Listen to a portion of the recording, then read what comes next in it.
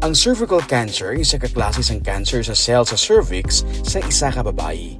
99% sang cervical cancer ang tugas sang human papilloma virus o kun HPV, isa ka klase sang sexually transmitted nga virus o kun makuha sa pagpakihilawas.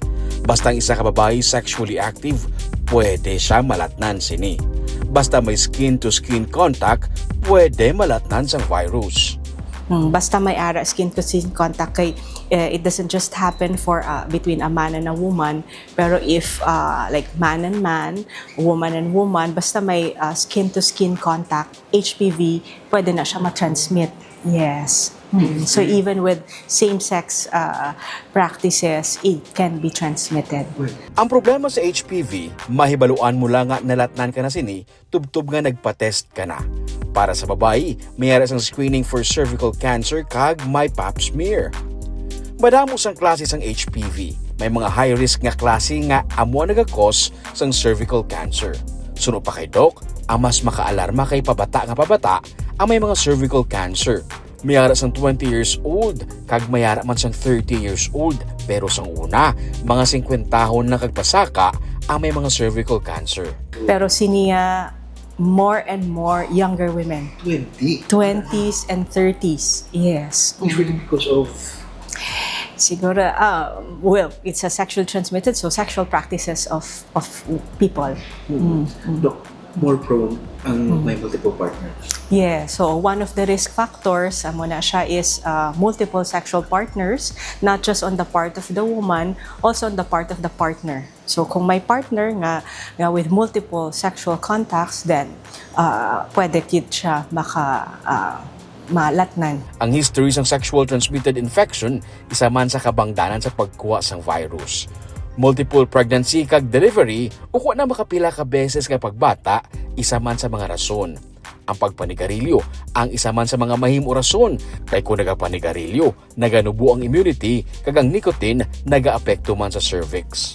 Smoking also, sa mga smokers, kay one, for smokers, decreased ang immunity nila. And then also ang nicotine has effect on the cervix nga ang HPV instead of ma-overcome ng body, ng immune system ng babayi, it makes it stick more. Ang nicotine. That's why smoking is an aggravating risk. Ang early age nga sexual practice ang isa man sa mga risgo para sa cervical cancer. Kay kung sa huben nga edad, nagsugod na sa sexual activities, nagadamo man ang partners kag ang injury sa cervix kung temprano pa nag-engage diri ang isa man sa mga magadalasang mataas nga risgo nga malatnan sang HPV.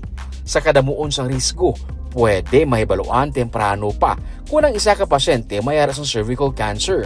Antes pa man gani ini mag-develop sa cancer, sarang na ini mahibaluan pinaagi sa screening. May pap smear o kun pagkuha sang cells sa cervix kag ipa-test. Kag lantawon kung may changes nga dala sang HPV. Kag HPV screening, daw parehas man ini sa pap smear. Nagakollect sang cells pero ang pagproseso ng sini ang nagalain. Initanan ang available sa Riverside Medical Center. Gina-recommend nga ang babae nga nagasugod na sa iya menstruation ang dapat nga magpa-test. Pero sa regular screening, dapat nagasugod sa 29, 30 and above. Nami nga mapa-screen, especially for women nga reproductive age. Once menstruation, so capable of reproducing na ang woman. Not really. For women now, ang amon as a guideline is 29, 30 and above.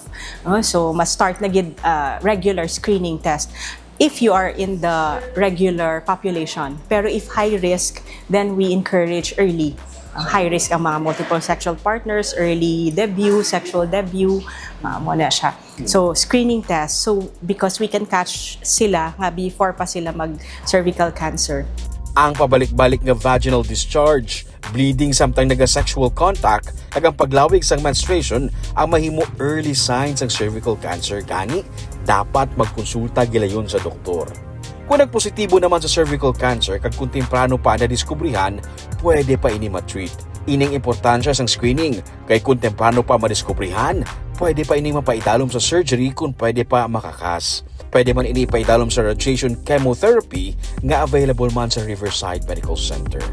Gina-recommend nga magpabakuna kontra HPV ang isa ka babae nga nagaedad sang 9 to 14. 2 doses lang ini kag wala nagakinahanglan sang booster.